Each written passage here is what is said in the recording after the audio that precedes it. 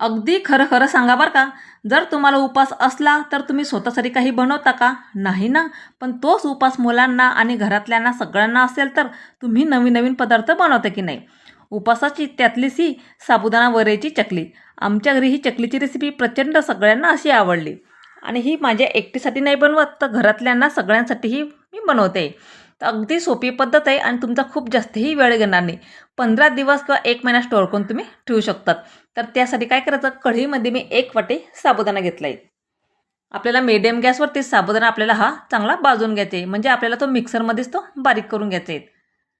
आता साबुदाणा भाजला की लगेच ताटामध्ये काढून घेतला. त्याच कढईमध्ये आता ज्या वाटीने मी साबुदाणा घेतला होता, त्याच वाटीनं 1 वाटी वरई घ्यायची, म्हणजेच बगर घ्यायची. त्यालासुद्धा आपल्याला भाजून घ्यायची. म्हणजे मिक्सरमध्ये ते सहज बारीक केले जाते. आता केलेलं मिश्रण म्हणजे साबुदाणा आणि भगर चांगलं भाजून घेतली आणि त्यालाही एका ताटामध्ये थंड करायला ठेवून द्यायचे. फॅनखाली ते पटकन थंड होते. थंड झाल्यावरच मिक्सरमध्ये वाटून घेतली.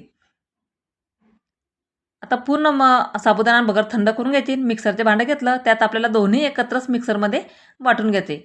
आता जेवढं बारीक वाटतं ना त्याला, जेवढं त्याला बारीक करून घ्यायचे.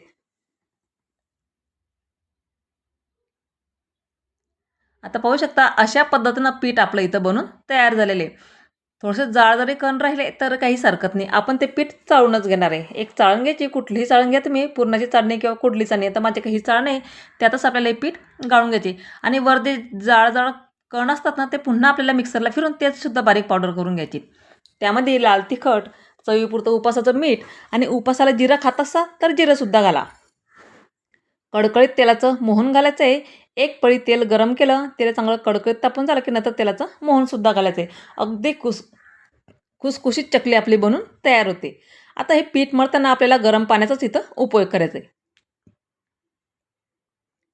तर ज्या भांड्यात मी तेल गरम करायला ठेवलं होतं मोहनसाठी, त्याच भांड्यामध्ये मी 2 वाट्या पाणी गरम करायला ठेवलं आहेत आणि ते पाणी त्यामध्ये पूर्ण नाही घालायचं, एकदम थोडं-थोडं घालायचं आहे. आता जसं पाणी लागेल तसं त्यामध्ये थोडं-थोडं पाणी मिक्स करायचं आणि उंडा आपला मळून घ्यायचा आहे. आता पीठ मळताना आपल्याला खूप जास्तही घट्ट करू नका आणि पातळही करू नका. सहज आपल्याला चकलीच्या सोऱ्यातून पडेल इतपत आपल्याला ते सैलसर पीठ ठेवायचे, म्हणजे खूप जास्तही जोर आपल्याला लावावा लागणार नाही. तर अशा पद्धतीनं आपल्याला पीठ हे चांगलं मळून घ्यायचे. आता मी लाल तिखटाची चकली बनवते. तुम्हाला हिरवी मिरची, जिऱ्याची पेस्ट करून त्यात घालायची असेल ना, तुम्ही तसंही त्या पद्धतीने करू शकतात. पण या ठिकाणी फक्त मी लाल तिखटच इथं वापरलेलं आहे. तुम्हाला हिरवी मिरचीमध्ये करायचं असते, मी हिरवी मिरचीही मध्ये करू शकतात हे. आता पीठ आपलं मळून घेतलं. खूप जास्त सैलने आणि घट्टेने सहज सोऱ्यातून आपल्याला चकली पडता आली पाहिजेत. तोपर्यंत कढईमध्ये तेल तापायला ठेवायचं आणि इकडे सोळ्यामध्ये केलेलं पीठ, मळलेलं पीठ त्यात घालून घ्यायचं आणि चकली पाडून घ्यायची.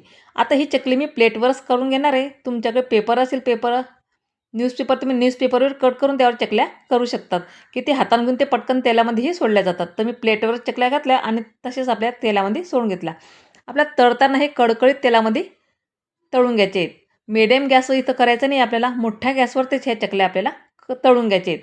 अगदी कुरकुरीतपणा येईपर्यंत. आणि हे चकल्या गरम तेलात तळल्या जातात, त्यामुळे पटकन तळल्या जातात. खूप जास्तही त्याला वेळ लागत नाही. आता वरच्या चकल्या चकल्या होत आहेत, तोपर्यंत खालच्याही चकल्या आपल्यात काढून होतात, म्हणजे प्लेटवर पाडल्या जातात. तर अशा पद्धतीनं वरची चकली तळेपर्यंत खालीसुद्धा आपल्याला चकल्या करून घ्यायच्या आहेत प्लेटवर. मोठ्या गॅसवरती 3 ते 4 मिनिटं ही चकली तळायला लागतात. खूप जास्तही त्याला वेळ लागत नाही.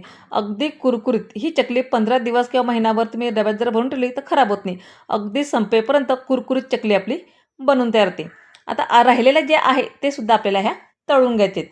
आहे की नाही सोपी पद्धत, झटपट होणारी ही रेसिपी. उपासाला इडली, डोसे, उत्तप्पा, नेहमीचे तेच तेच पदार्थ खाऊन जर तुम्हाला बोर झालं असेल ना, एकदा ही रेसिपी नक्कीच ट्राय करून बघा.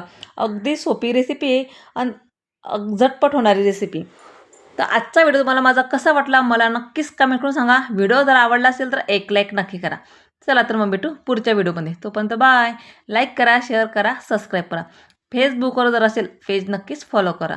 असेच छान छान रेसिपी पाहण्यासाठी चॅनलला सबस्क्राईब करा. Bye bye.